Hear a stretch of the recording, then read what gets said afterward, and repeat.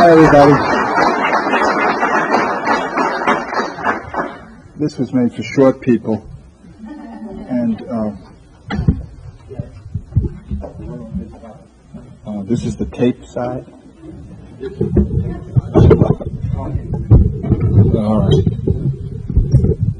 Okay. Wow. My name's Jack, and I'm an alcoholic. And when I came to AA in New York City, my first meeting, I had no idea that it was going to start on a life of not drinking.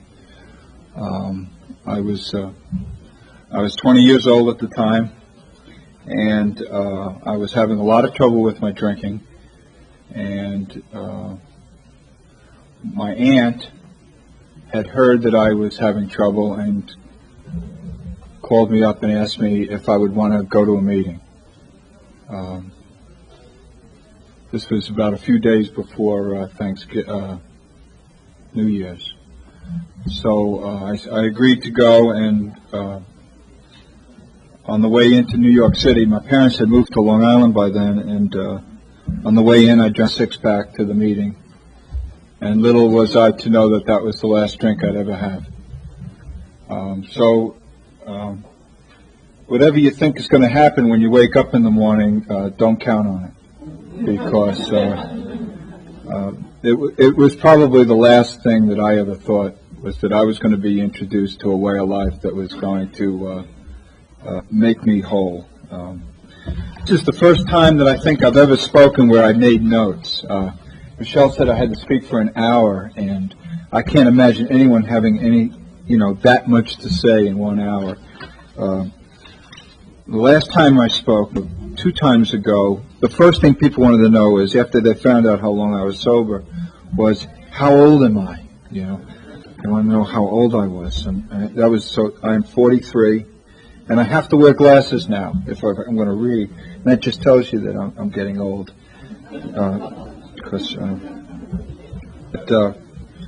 I have all these nice things to talk about, but basically throughout the next hour, I'd like to talk about being a success and what each one of us deems as what success is.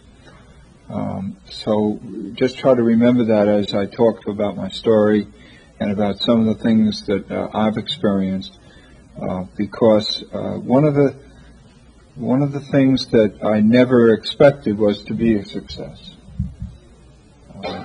I never had any goals in life that were that specific that I was going through life saying, this is what I want out of life, and if I get it, I will be a success. I don't know if that's good or bad, but I've found that the AA way of life has taught me that success comes in a whole lot of different ways. And I didn't expect them to be in the ways that it happened. First of all, I'd like to talk a little bit about my story. It's a pretty typical story for someone who grew up in New York City and who's Irish Catholic. You grow up, 3, 4, 5. The first recollections I had were being in an Irish bar. My father played football during his 20s, semi-pro. I remember fights. I remember fights on the football field, fights on the street corner, fights in the bars, fights in the family. There was a lot of violence. I didn't turn out to be a very violent person. In fact, I tried to avoid fighting, and I think a lot of it was caused by watching my mother get hit with an iron, get hit with whatever. I'm the oldest of 6 children, which is not too untypical of an Irish family. My mother was German Lutheran, and maybe that side of my heritage kept me sane. I don't know. I just know that for some reason there's a duality about me where in many cases I'm ruled by this crazy Irish lifestyle that I love, and there's this German Lutheran side of me that wants to work 16 hours a day. And I didn't know about that until I turned 30, though. It's kind of strange. But I grew up in a household where education was a premium. We had no money. We grew up in the projects in Queens, and we went to some of the best schools in New York City. The best public schools in New York City were in our neighborhood.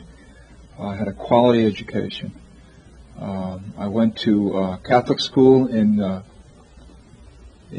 ninth grade because I think for a few reasons. I think my father wanted me to keep me away from women.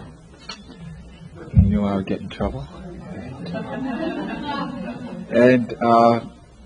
And he was a believer in a classical education, Greek, Latin, whatever, Shakespeare, Milton. And so for 4 years I went to a Catholic school in Brooklyn, and it was very naive, very romantic, very horny. They kept the women away from me, and when I turned 15, I was a sophomore, I started to drink, and I drank the first time I drank in a graveyard, and I drank 3 quarts of Valentine beer, and I got drunk, and I loved it. And from there on, I realized why everyone in my family drank. It was quite evident that it was the key to going through life without having to deal with people. And so one of the things that I found in alcohol was oblivion, and that's what I sought every time I drank. I sought the oblivion to not feel the loneliness of growing up, and then later on realizing that it wasn't just the loneliness of growing up, it was the loneliness of being a human being. Because I think that one of the things that separates us from animals in lower forms is the fact that we are conscious of our loneliness. We are the only living thing that is conscious of the fact that we have to go through life alone. Despite the fact that we grab on to friends, lovers, parents, children, and try to fill that void, the fact is, every waking moment we are alone. And for me, the only answer was alcohol. That was my solution to the loneliness. Now, I was a kind of a popular guy, too. I had everything on the surface that you might think one could have. I had lots of friends. I was a star on the basketball team, the tennis team, the baseball team. I had all of that, but those didn't seem to do anything for what was missing inside, and I filled it with drinking. I did this for from 15 to 20, and what I found in the last year was that I would get a paycheck. And most people, they get a paycheck and they think about paying the rent, and they think about doing this and think about doing that. My first idea with the paycheck was, well, how much can I drink with it? And this is at 19. This is what I thought about having a paycheck. I put myself through college. My parents wanted me to have an education, but they didn't have the money to pay. So they said, well, you better go to college, but we can't give you any money. And so I got a job as a bartender on the Long Island Railroad. And I worked the bar cars going out to Montauk and the Hamptons, and met all the beautiful people. It was fun because I could drink and I could do whatever they had to do. My best friend and I, despite the fact that that we had, again, everything on the outside going for us. We were reading at that time, and this is 1965, 66, 67. I was introduced to Naked Lunch by Burroughs and On the Road by Kerouac, and I lived the life of a hipster and a beatnik. I thought of myself as a Brendan Bean type, sitting in the bar, drinking away, writing poetry, killing myself. Seemed to be the life. It was very romantic. I was going to college, and I was doing sort of okay. You know, I was the type of student who would get 90s one semester and 70s the next. I was so erratic. My parents during high school had to literally not let me out of the house for 6 to 9 months because my behavior was so wild when I did do well and they let me out that I immediately went. I went to more special classes and back than any student in school. One semester I would be in the bright class, and the next semester I'd be in the class with all the tough kids. So no one ever knew what I was like. I was always hanging around with the wrong element. And little did they know that I was the wrong element. I was the one who was always looking to get in trouble. We talk about what did you do on Friday night, and they would talk about throwing snowballs at cars and stuff, and I said, oh no, you use light bulbs. You know, you hit a car with a light bulb at night and they don't know what the hell happened. But that's what we considered fun. You know, I told you I wasn't a tough guy, but I was the fastest kid in Queens. No one ever caught me. No one. So that's kind of my life when I grew up. I was just the kid who always got drunk at the party. I was the kid who was always drinking. People would say, "Stay away from McLaren. He's just going to get you into trouble." And then one day, out of the blue, I tried to stop drinking, and I was drinking. I had jumped through a plate glass window. I had been told that I was going to be flunking out of college. Things were really going downhill. I was drinking every night in the dorm, and I tried to stop, and I stopped for 10 days. And at the 10th day, I don't know what happened. I was in a bar, and the idea came over me, why would you want to stop when you know you're going to drink again?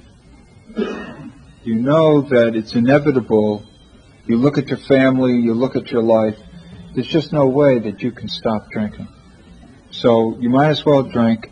You might as well realize that your life is going to be one of, you're going to either die by the age of 25, or you're going to get married, have a couple of kids, beat the wife, beat the kids, live the life of your father. And I accepted all of that. I made a decision in that bar that night that if that's what was going to happen, that if I died by 25, that would be okay. If I lived the life of my father, that would be okay. I was resigned to killing myself, and I just remember the despair that came over me at that moment. Well,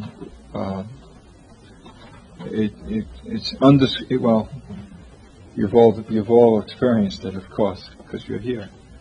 Because I don't think that you can get sober without having to come to that point of despair.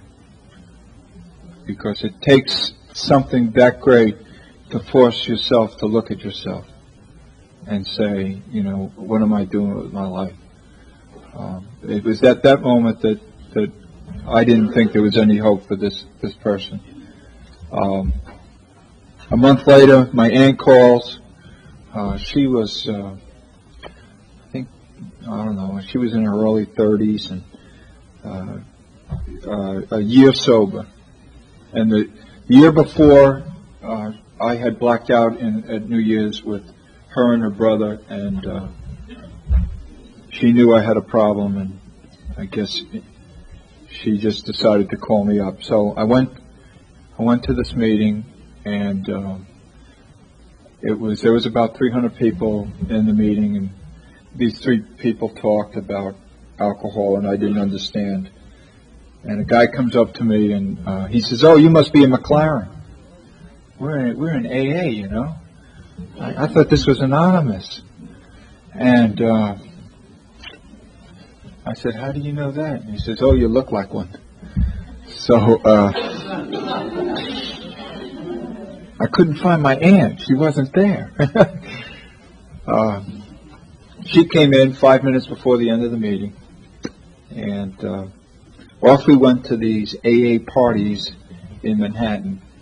One was on the west side, and the host offered everybody non-alcoholic wine, which I thought was in very bad taste. You know, why would you want to tempt people? You know, I never drank wine except Gallo and Gypsy. Remember, my upbringing wasn't the best, and so I've never had things like pina coladas or margaritas or any of those fancy drinks.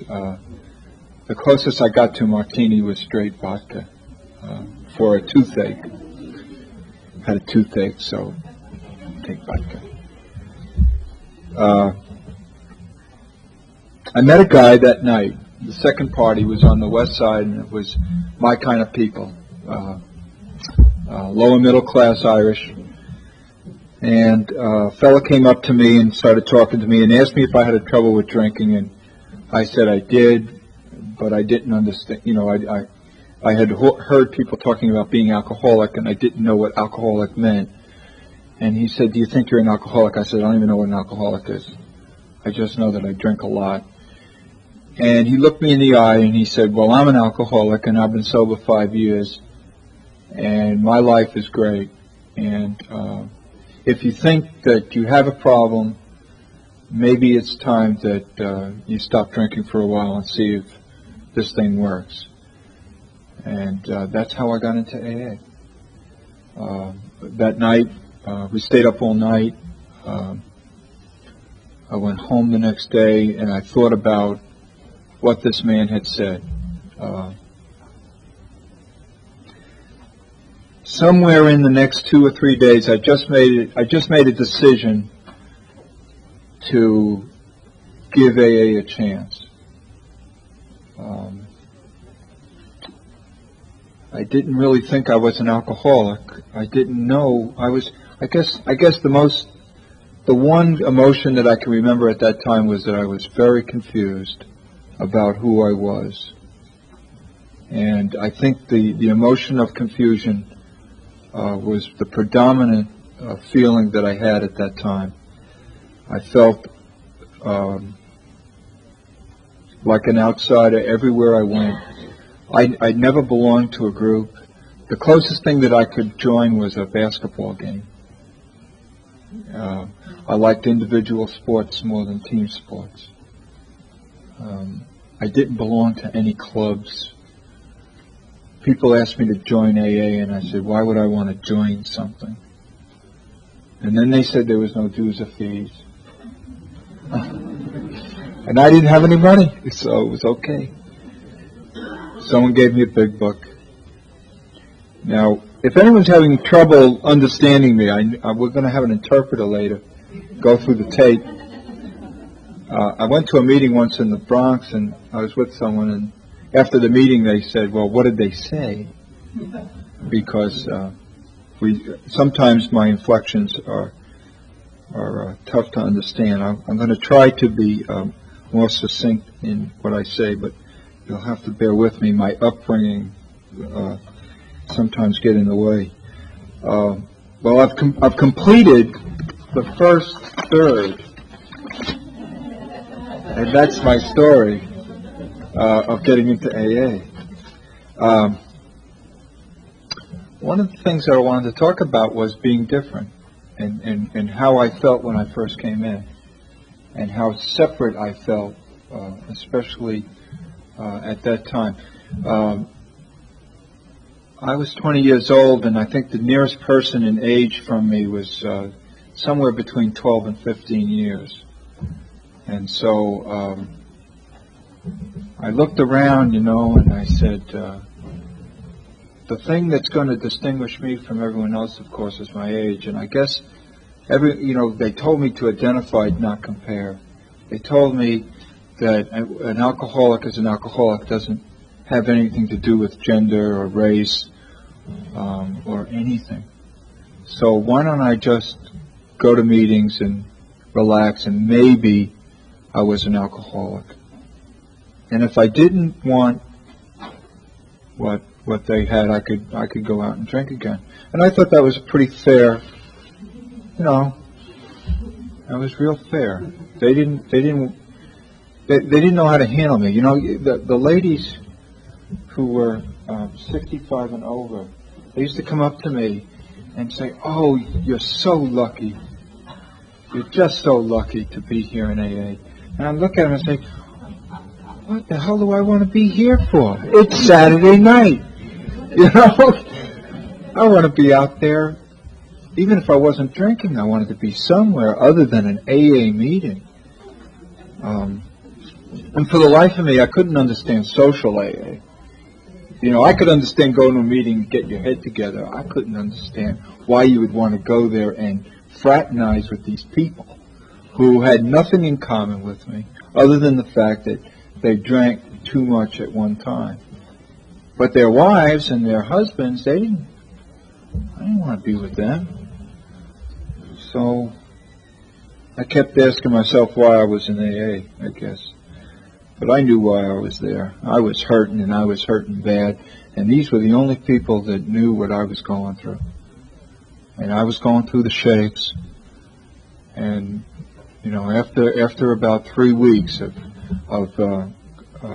not sleeping, I had to remember that normal people, when they stop drinking, don't go through the shakes for 3 weeks. So maybe I was an alcoholic. It was the little things like that, the fact that I could identify with most of what the people said at the meetings. I don't know if everyone used to sit like this, with your hands underneath, so that if someone asks you to shake your hands, they're at least dry. Then you get up and there's a little spot right in the back. That used to happen to me all the time. I was at a meeting, I think not 2 weeks in the program, and this old sucker gets up and he says, "I'm a real alcoholic. And I've had 3 DWIs, and I've been in jail." And I'm going, "Well, that ain't me. That ain't me." And this big guy gets up, and he's like 6'4", and he's 230 pounds. And he says, "I'm a real alcoholic." And he goes on. And little did I know that he was just funning. And that was my sponsor to be. But what he recognized is that I was looking for an out, and he wasn't going to let me get away. And so after the meeting, he walked up to me and he told me that his name was Paul, and that not to listen to these old fuckers anyway. He said. Now, when I talk about my story and I talk about my program, I would like to make reference to a few things. One, I have a real difficult time with a lot of the jargon of today, and maybe it's because of the time that I was introduced to AA. There weren't very many halfway houses. There weren't very many psychoanalysis, psychiatrists, programs, institutions. At the time, the closest thing they had was the VA hospital. And when you went through the door, it clanked. And so a lot of the jargon today of codependency and those things are very foreign to me, and I have to apologize because I can't speak very much about those kind of things. I was brought up in this program to believe a few things, and one of it is you just don't drink today. And the other thing is that you go to meetings, and the other thing is that you read the big book. And that's the way I got sober. That's my experience. For a long time I didn't understand a lot of what was going on in AA.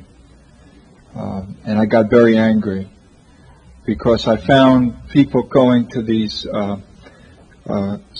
psychologists, psychiatrists, and bringing back some of that jargon into the meetings, and bringing back a lot of the concepts, and I didn't understand it, and I got very confused, and I've had to struggle with that. Today I understand that there's a lot of ways to stay sober and get sober, and it's not necessarily the way that I did it. But for a long time I had a lot of difficulties with understanding how other people got sober in the present. So you'll have to bear with me, because the message that I have is more like the crotchety old timer who says, "Well, you just don't drink, you know. I don't want to hear your shit. Just don't drink, you know." And he sits in the back of the clubhouse and he's smoking a cigarette and drinking his coffee, you know. So, but there's a lot of what he says is in me, and I have to realize that. And, when people ask me how did I get sober, I just don't drink. I wake up in the morning and I just don't drink. I called my sponsor up once. I was sober like 7 months. I was living on the east side of New York. I had an apartment. And I called him up and I was giving him, you know, the sob story of my day. I'm having a bad day. And I went on and on for 5 minutes, and he said, "Did you drink today?" And I said, "Nope." He says, "Oh, you're having a successful day, I see." There's not much you can say after that. There's really not much, because the guy was right. You know, you can sing the blues all day. You can talk about your troubles. But the fact was that I hadn't had a drink that day. And that made it a successful day. And if you think of your day as a successful day because you don't pick up a drink, you got a leg up. And that's the way I look at it. Because I came into the program at such a young age, I don't know, I had sponsors who never told me what to do. They knew that if they told me, I wouldn't listen anyway. Maybe it's the curse of the generational gap. But they always suggested, you know, they read the promises here before the meeting.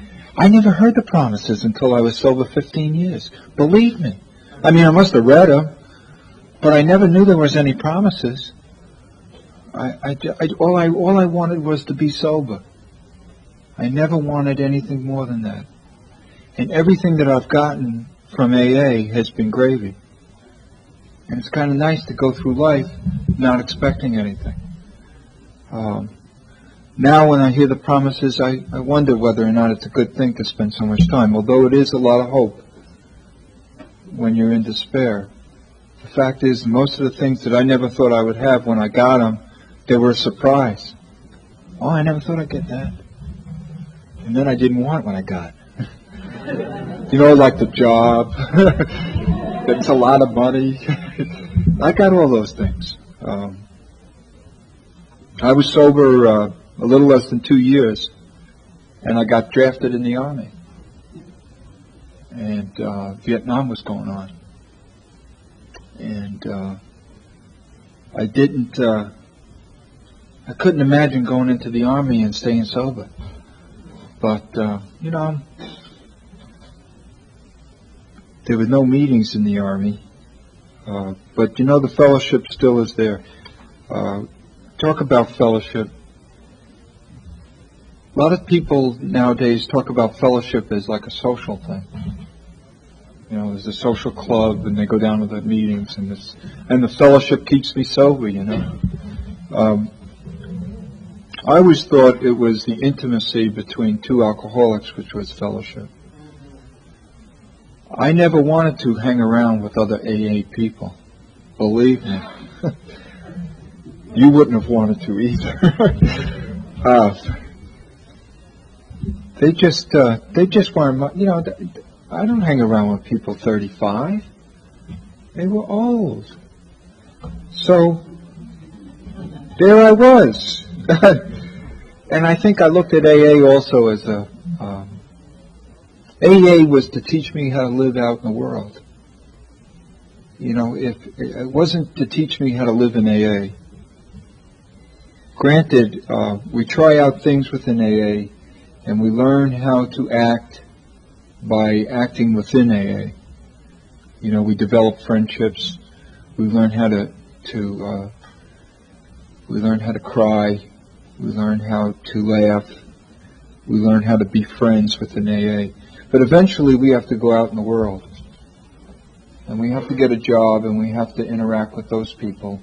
And we can't have temper tantrums at work.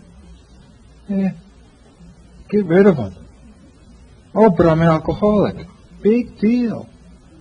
You know, people out there don't care.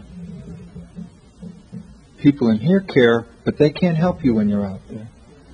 So, I can't remember when I'll tell you, my first friends in AA were 2 years ago. And I've been sober 22 years. I just didn't have friends. I had sponsors. I had people I went to meetings with, but I didn't have friends. Now, there's a lot of bad to that because I missed an awful lot. And there's part of my story that after I got sober that's not so great because I isolated and I left the program because I couldn't handle being that different. I was able to handle being different early because I wanted to stay sober so bad that I'd do anything. I even believed in God. Believe me. For 2 years I believed in God because someone said to me, if you believe in God, it's easy to stay sober. And I didn't believe in God, so I said, well, I guess I want to stay sober bad enough, so that's what I did. So all during the time I was in the Army, I believed in God. Not such a bad thing, but that's the lens that I went to get sober. I feel that this God thing was probably one of the most difficult things that I had to face. I've always been very spiritual, and I grew up reading philosophy at 14. But I never could understand why anyone would believe in God. And to this day, I still do not believe in a deity. I believe very strongly in a higher power. But one thing that's great about this program is that no one said I had to believe in God. And no one said I had to do it their way. And I'm grateful for the fact that I can be different and that I can have my program and I can be sober today and not have someone tell me that my program stinks because I don't believe in a deity. And I've never heard anyone say that to me. So for anyone who's new today and who looks at the 12 steps and sees all the references to a higher power and God, please, please do not be discouraged. Because when I came into AA, the first thing that I thought was, how am I going to get through all of that? How am I going to get through the insanity of my life and still try to believe in this God stuff? But whatever it takes to stay sober today, do it. So I'm a very practical person. That's the other side of me. I'm very philosophical on one side, but I'm also very practical. And AA is very, very practical program. On the one hand, it gives you 12 steps which is a philosophical way of going through life. On the other hand, it teaches some very tangible things about how to stay away from a drink one day at a time. One day at a time. Boy, what a concept. And then to learn that the rest of the steps in the rest of your life, if they're lived one day at a time, they work. And the fact is that the confidence that not drinking one day at a time gave me to try out other things one day at a time, I guess the fact that I even wrote this out is a miracle, because I live a day at a time.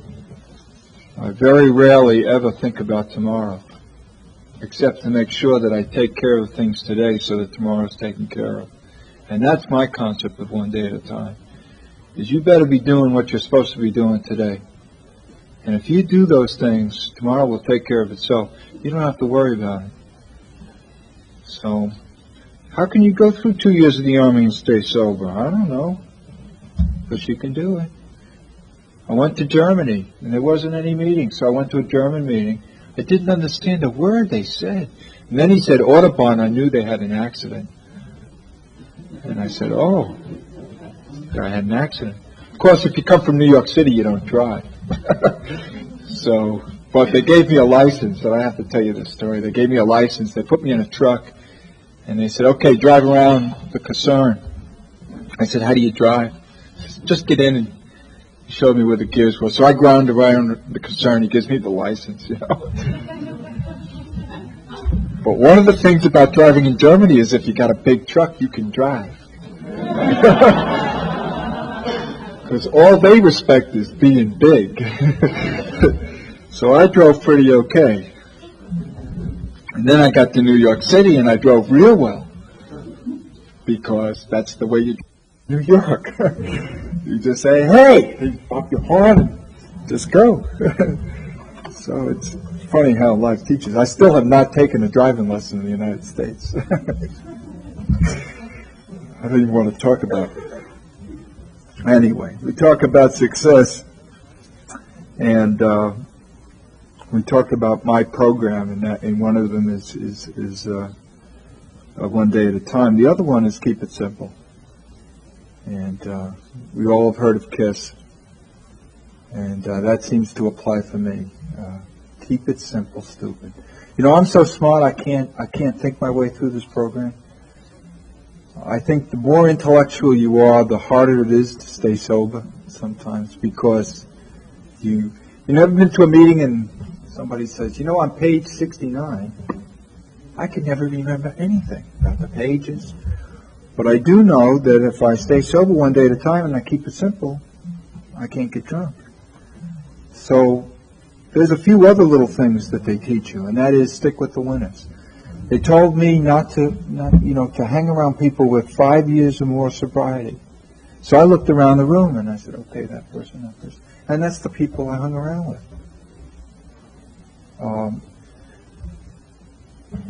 I wasn't in AA to have fun. I was there to get sober. So I did everything that I could to do these things. And that's not to say I didn't have friends, but I didn't hang around with them. I didn't go to, when I had a problem, I didn't go to those kind of people. I went to the people who had sobriety, because I figured they had been through something, or something similar. I called my sponsor up one day, and I had a problem, and he said, I don't know anything about that, but I know somebody who has. And he called him up, and the guy called me up, and I met him at a Horn and Hearted. I don't even know what a Horn and Hearted is. You have to get your pie for glass thing, put your 35 cents in. But I think the last one has been demolished. My aunt, this lady who got me in, she used to cruise them. She used to tell me, she says, I'm going to go cruise the Horn and Hearted. She was a tough broad. And what's funny is that my father 12-stepped my aunt, his youngest sister. And my aunt now is sober 23 and a half years. My father came into AA 13 years ago, and he's been sober. So he just had to drink a few more years. I have another uncle, his younger brother, who just had his 22nd anniversary. I've got another brother who just celebrated 4 years, I think, 3.5, 4. And I have another brother, he's in jail now, but he's got 6 months, I think. He's the baby. He's only 35, he's 36. He's still working on it. But it's funny how you get sober. You know, indirectly it was my father who got me sober. And I never thought that guy ever gave me anything. You know? I had a lot of hatred for him. And it lasted for many years. One of the things that this program has given me, we talk about promises, this program has given me my father back. And he finally visited me here in the great Midwest. I've been living here 10 years. So he comes to my house, and he and my brother Jimmy are traveling across country in a car. And he's leaving the house, and he puts his arm around me, and he says, "This is what you get when you don't drink." You know? This is a man who I didn't speak to for a year, and I lived in the same house with. To have his friendship probably is one of the most important things that have happened in AA. More important than the fact that I've been successful in business, that I've had a good life, is to have his love for me and my love for him restored. There's just no words to describe how good that is. Because I got up in a meeting when I was sober 4 years. I was in the village, and this beatnik. At that time, he had a medallion and a goatee, and he had a turtleneck. I remember, and he made the statement. I got up and I said, "I hate my father," and I don't know what we were talking about. And he said, "It was impossible for me to hate my father." And I said, "You haven't walked in my shoes." And then another guy got up and says, he hated his father. And that was the first time that I even verbalized that I hated. But it takes that admission, just like being in AA and saying I'm an alcoholic, to begin to accept the hate and then somehow get over it. And it's interesting how similar problems are resolved through similar processes. It just took a long time for that one to go away. It took 10 years or more. But now, you know, I can call him up and talk to him. And despite the fact I still don't agree with 95% of what he says, that doesn't mean anything. You know, the things that we do agree on are the important things. So it's kind of nice. And we talked about what is a success. That's a success. I wanted to talk a little bit about the process of staying sober. You know, for 5 or 10 years I was in AA and going to meetings, and I had started meetings. I remember coming back from the Army, and went up to Binghamton, New York, which is a little industrial town in upstate New York. And I went to a meeting, and the guy says, "Hi, I'm Jim, and I'm an alcoholic." And he asked me if I was new, and I said, "No, I got sober and up here, and I was returning from the Army." And he says, "Oh," he says, "we got a young people's group here." You know, I was 25. All right. So I get to the meeting, and I'm looking around for the young people. They were all 35. I figured if I stayed sober for 5 years, they would have caught up, you know. So then, that was 72, 73, I wasn't even sober 5 years. Shoot, I was sober 3 years. He says to me, I'm going to San Francisco this summer to the Young People's International. And this was 1973. And I was with my girlfriend in the back of a Volkswagen with a two-man tent, and I was going cross country. And I said, I'll meet you there. So I show up, got my card. Again, I'm looking for the young people. And they weren't there. They were 35. That was the last conference I went to until today. Believe me. Left a bad taste in my mouth. One of the things is I told you I wasn't much for social AA. And that was social AA. Everyone was friendly, and I'm asking myself, well, what does this have to do with staying sober? They were all, they were all talking about this and that, and I was trying to keep it simple. So you can tell how screwed up I was. I had, my other good story was that I had a chance to see Bill Wilson. He spoke every year in New York, and I was sober 6 months, 7 months, something like that. And my aunt says, oh, Bill Wilson's going to speak. And I said, who cares?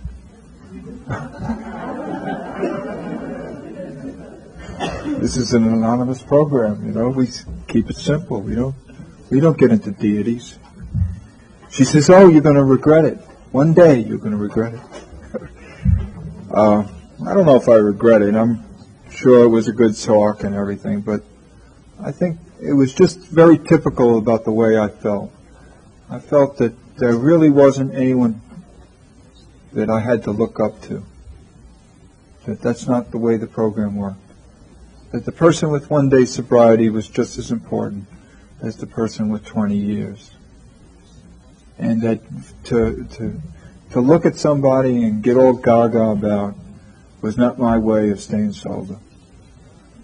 Now that I'm over 20 years, though,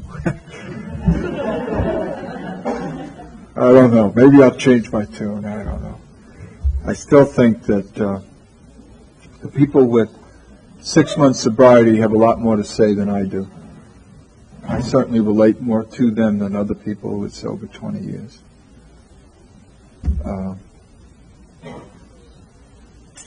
Somewhere after 10 years, I started to isolate, and I'll tell you why. And I think a lot of people in AA go through this.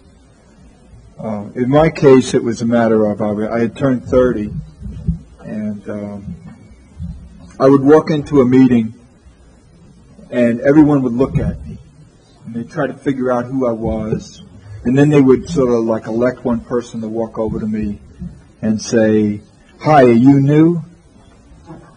And then I would say, no, I'm new to this group, but I've been in AA a while.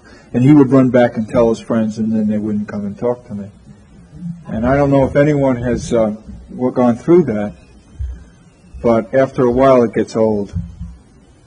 In that case, I was different because I was young. But I've seen that happen to people for other reasons other than being young. I've been to uptown meetings in New York where if you weren't in the right social set, they didn't want to talk to you. And I can go on and on. I'm sure we've all had our bad experiences with that kind of snobbery. Being different, to me, is a badge of honor these days. Because I think the fact is that I don't want to be like everybody else. I want to be like Jack. And there's a great pull in our society to be like everybody else. And the fact is, who wants to be like everybody else? I want to be like me. I don't want to live a safe life. I don't want to live a life where everything's taken care of. I want to live on the edge. And I don't know where your edge is. Everyone has a different edge to life.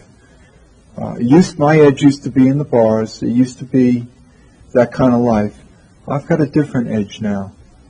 And I think it was real important for me to find out what that edge was. Because I tell you, I don't want to be bored through life. I didn't want to come into AA and be bored. I didn't want to find out that this was, that I was right all along, that it was the drinking that was exciting, because it wasn't. I had to find out that life is exciting. I've had a few things happen to me in the last month that, you talk about having everything planned. My plant closed. I work for Tasty Bread, and if you know, the plant in North Kansas City is going to close, and about 200 people are going to lose their jobs. 4 days later, I was in an accident where my car got totaled. It was a good week.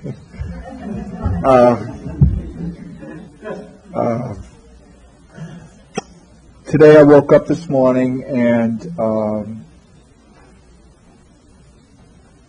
I went to work and ended up having to take my wife to the hospital. She just had surgery for a fractured foot. She fell off her horse last night. So I just came from the surgery, and I told her I was not going to give her any sympathy for a sports injury. For 20 years I've been hearing her shit.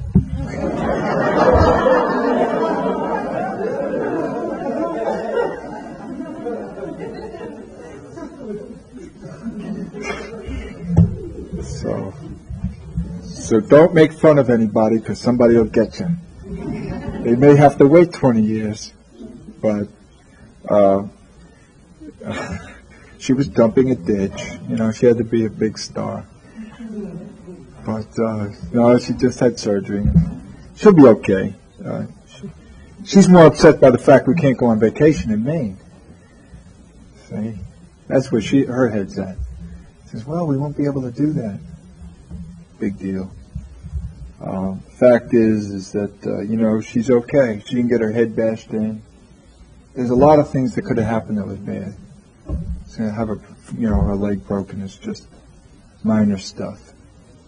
And we go through life and, why do bad things happen to good people?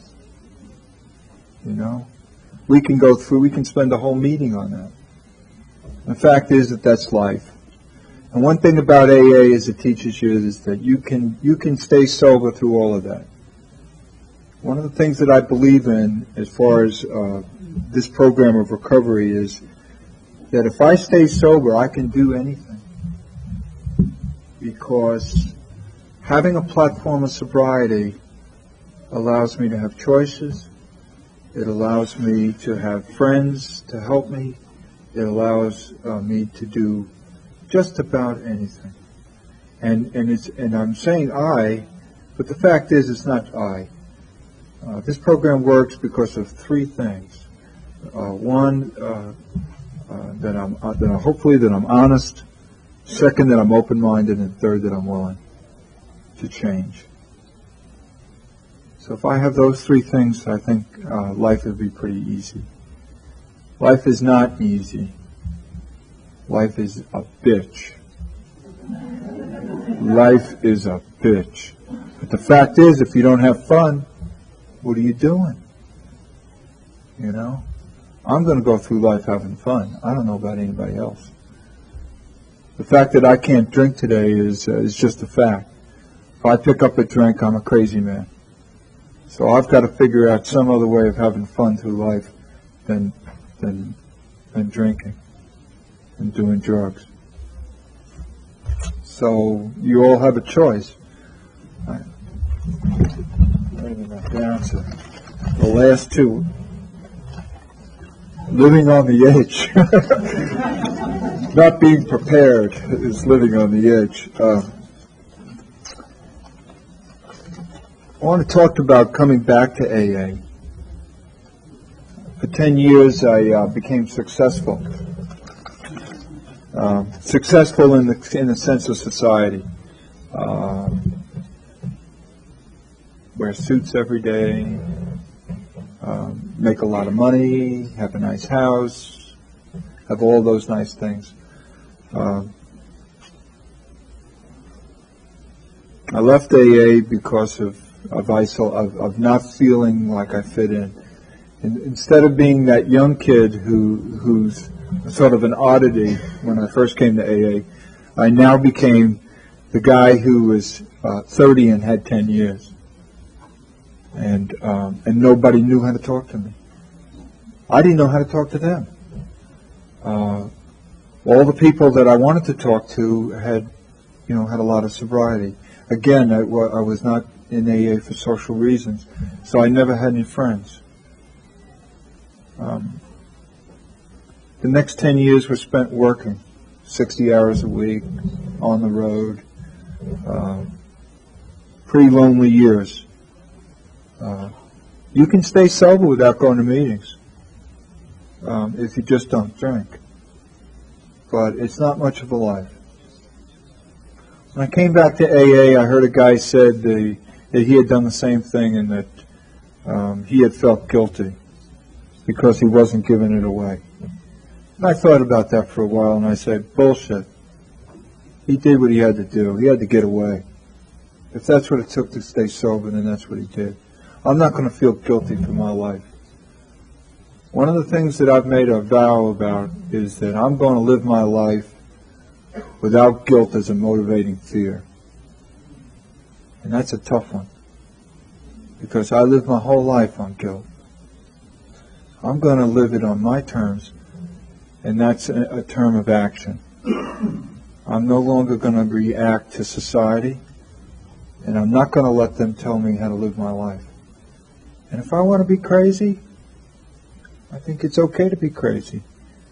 And I think it's okay to be different.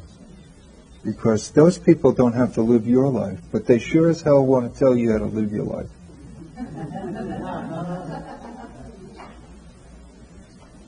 The thing that's going on in Wichita right now with the abortion thing is just about killing me.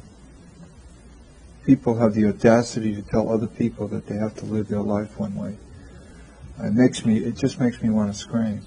And that's a personal opinion on my part. It's not an AA approved thought.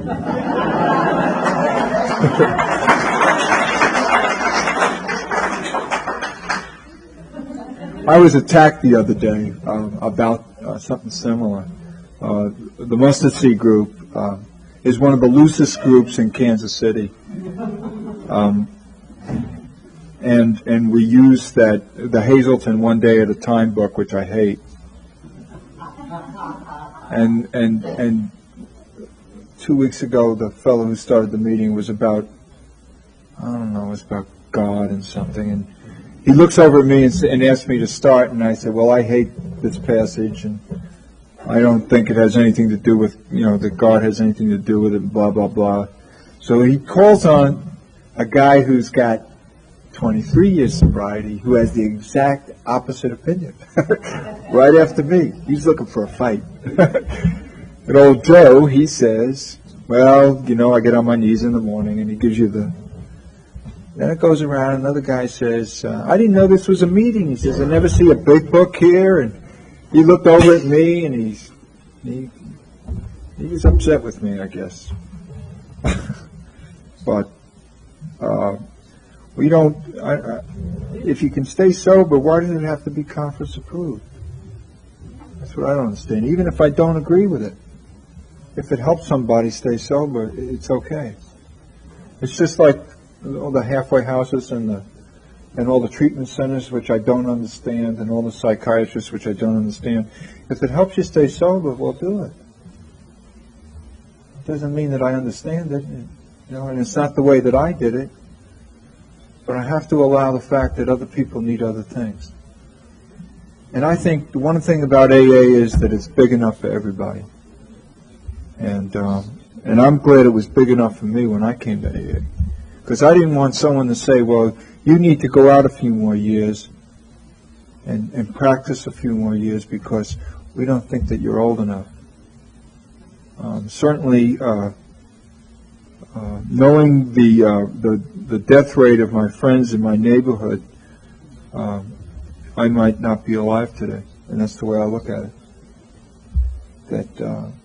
That I lived on the edge because of just the way I grew up. So, do you think rules are important? Well, I don't know. I've never heard of a rule in AA, other than there's one good rule. The only requirement for membership is a desire to stop drinking.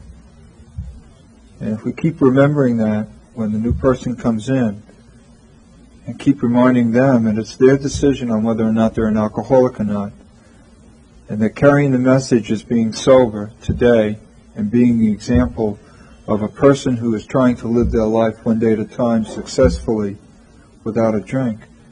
There's more power in that than all the words that we can speak tonight. I doubt if anyone's going to get sober tonight over my talk. Really. First of all, if they understood what I said. I